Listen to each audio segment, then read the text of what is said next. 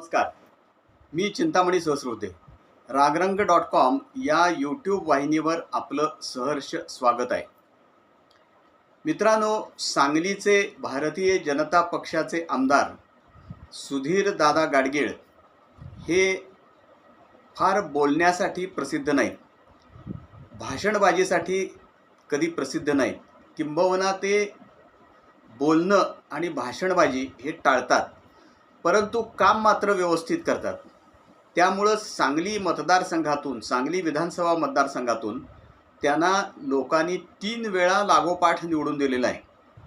पहिल्यांदा जेव्हा सांगलीमध्ये 2014मध्ये त्यांना उमेदवारी मिळाली भारतीय जनता पक्षाची, त्यावेळेला हे या निवडणुकीच्या धकाधकीत कसे टिकणार, निवडणूक लढवायचं तंत्र वेगळं असतंय, त्या तंत्र ह्यांना जमणार का वगैरे वगैरे अशा स्वरूपाची बरीच टीका झाली ती. परंतु त्याला एका शब्दानं सुद्धा उत्तर न देता सुधीरदादांनी ती पहिली निवडणूक मोठ्या मताधिक्यानं जिंकली. दुसऱ्या निवडणुकीमध्ये म्हणजे 2019च्या निवडणुकीमध्ये त्यांना थोडा प्रखर विरोधाचा सामना करावा लागला. परंतु त्यावेळेला सुद्धा त्यांनी स्वतः कोणतंही वादग्रस्त विधान न करता किंवा प्रतिस्पर्ध्यांवरती कोणतीही टीका न करता, एक शब्दानं सुद्धा टीका न करता त्यांनी ती निवडणूकसुद्धा अटीतटीची असलेली निवडणूक जिंकली. आणि आता तिसऱ्यांदा ते जी निवडणूक झाली 2024मध्ये, ती निवडणूकसुद्धा त्यांनी मोठ्या फरकानं मताधिक्यानं जिंकलेली आहे. आणि आता त्यांची गेल्या साधारणपणे 1-1.5 वर्षातली, विशेषतः गेल्या वर्षभरातली जर वाटचाल आपण पाहिली तर सुधीरदादा गाडगीळ यांनी आता राजकीयदृष्ट्या 4थ्या फेरीची तयारी सुरू केली असं स्पष्टपणे म्हणता येईल. नुकताच म्हणजे आजच सांगली, मिरज, कुपवाड महापालिकेतल्या स्वीकृत सदस्यांच्या निवडी झाल्या. आणि या स्वीकृत सदस्यांच्या निवडीमध्ये सत्तारूढ भारतीय जनता पक्षाला 3 आणि भारतीय जनता पक्षाचा एक मित्र पक्ष असलेल्या जनसुराज्य पक्षाला 1 जागा मिळाली, वाटणीला आली त्यांच्या. आणि अजितदादांच्या राष्ट्रवादी काँग्रेसला 2 जागा मिळाल्या. तर भारतीय जनता पक्षाचे जे 3 नगरसेवक निवडून आलेले आहेत, ते 3ही नगरसेवक आमदार सुधीरदादा गाडगीळ यांचे समर्थक म्हणून ओळखले जातात. एक म्हणजे भारतीय जनता पक्षाचे अनेक वर्ष काम करणारे केदार खाडीलकर, त्यानंतर दरिबा बनगर आणि सुधीरदादांच्या बरोबर गेली 10 ते 12 वर्ष सातत्यानं काम करणारे विश्वजित पाटील, अशा तिघांचीही नगरसेवकपदी स्वीकृत नगरसेवक म्हणून निवड झालेली आहे. यावरनं महापालिकेतल्या भारतीय जनता पक्षातल्या एकूण सगळ्या वर्तुळामध्ये सुधीरदादा गाडगीळ यांनी पुन्हा एकदा आपला प्रभाव स्पष्ट केलेला आहे. महापालिकेच्या एकूण सगळ्या राजकारणामध्ये आपल्याला माहीत आहे की महापौरपद हे जसं महत्त्वाचं असतं, त्याचबरोबरच आर्थिकदृष्ट्या म्हणजे एक अर्थसत्ता म्हणून आपल्याला माहीत आहे की स्थायी समितीच्या सभापतीला फार महत्त्व असतं, स्थायी समितीला सुद्धा प्रचंड महत्त्व असतं. सुधीरदादांनी आपले कट्टर समर्थक असलेले अतुल माने यांची स्थायी समितीच्या सभापती निवड करून तिथंही आपलं वर्चस्व सिद्ध केलं. खरं म्हणलं तर महापौर म्हणजे भारतीय जनता पक्षाचेच आहेत. ते भारतीय जनता पक्षाचे महापौर असलेले धीरज सूर्यवंशी हे बिनविरोध निवडून आले. ते खरं म्हणजे सुधीरदादा गाडगीळ यांचे एकेकाळी अत्यंत कट्टर समर्थक म्हणून ओळखले जात होते. अगदी त्यांच्याबरोबर म्हणजे मला आठवतंय त्याप्रमाणे 2019च्या विधानसभेच्या निवडणुकीपर्यंत सुद्धा ते त्यांच्याबरोबर अगदी सावलीसारखे असायचे. परंतु नंतर माहीत नाही काय दोघांच्यामध्ये दरी निर्माण झाली, अंतर निर्माण झालं.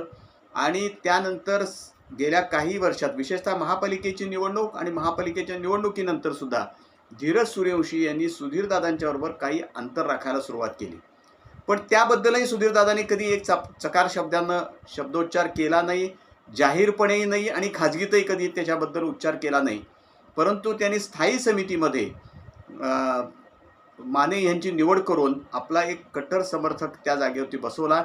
आणि आपल्याला माहीत आहे की महापालिकेतले जे सगळे बहुतेक आर्थिक निर्णय घेतले जातात ते स्थायी समिती आणि स्थायी समितीच्या सभापतीच्या अध्यक्षतेखाली होणाऱ्या सभेमध्ये केले जातात. गेल्या काही दिवसामध्ये त्यांनी रस्त्यांसाठी पुन्हा काही पैसे 50 कोटी रुपये मंजूर करून आणले. आता कदाचित त्यांची कामं सुरू होतील, काही ठिकाणी ती रस्त्याची कामं सुरू झालीत असं दिसतंय. पण त्याकडं मात्र सुधीरदादांना अतिशय कटाक्षानं लक्ष द्यावं लागेल. सांगली शहरामध्ये रस्ते अनेक ठिकाणी खराब झालेले आहेत आणि लोक त्यामुळं त्रासलेले आहेत. त्यामुळे रस्त्याच्या कामाकडे त्यांना अधिक कटाक्षानं लक्ष द्यावं लागेल.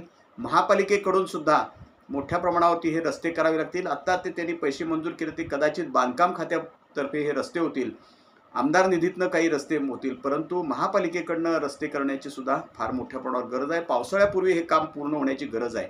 अनेक ठिकाणी रस्त्यावरती खड्डे पडलेले आहेत. त्याच वेळेला त्यांनी नुकतीच मुख्यमंत्र्यांची मुंबईमध्ये भेट घेतली, मुख्यमंत्री देवेंद्र फडणवीस यांची, आणि त्यांच्याकडून शेरी नाल्याचा बंदोबस्त करण्यासाठी तसंच वारणा नदीतून पाणी थेट सांगली शहरामध्ये आणण्यासाठी वारणा उद्भव योजनेसाठी काही मोठ्या प्रमाणावरती रक्कम मंजूर करून घेतली.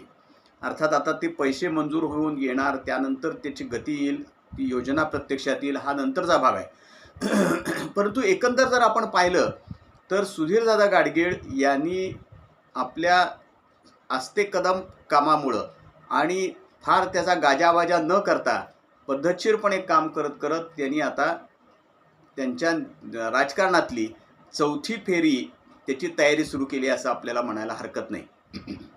आपल्याला माहीत आहे स्वतः सुधीरदादा हे सैनिक स्कूलचे विद्यार्थी आहेत आणि ते सैनिक स्कूलमध्ये असताना आणि नंतर महाविद्यालयात असताना सुद्धा बॉक्सर म्हणून प्रसिद्ध होते, मुष्टियोद्धे म्हणून प्रसिद्ध होते.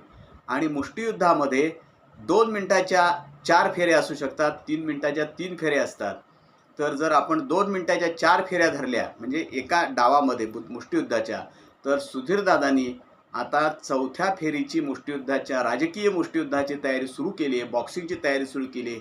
असं म्हणायचं का? असं म्हणावं लागतंय, कारण त्यांची एकूण तयारी बघितली तर. त्याच वेळेला भारतीय जनता पक्षातर्फे जे कार्यक्रम वरून येत आहेत, पक्षातर्फे वेगवेगळे कार्यक्रम करायचे, वेगवेगळ्या उपक्रम करायचे, त्यासाठी सुद्धा सुधीरदादांचा सातत्यानं पुढाकार आहे असं आपल्याला दिसून येतंय. पक्ष संघटनेच्या बाबतीत सुद्धा ते अतिशय सक्रिय आहेत. म्हणूनच मी म्हणलं की सुधीरदादा आता चौथ्या फेरीची तयारी करतायत का असा सवाल विचारण्यासारखी आत्ताची परिस्थिती आहे. महापालिकेमध्ये स्वीकृत सदस्य निवडीमध्ये त्यांनी कोणताही गाजावाजा न करता, फारसं भाष्य न करता आपले 3 समर्थक स्वीकृत नगरसेवकपदी निवडून आणलेले आहेत.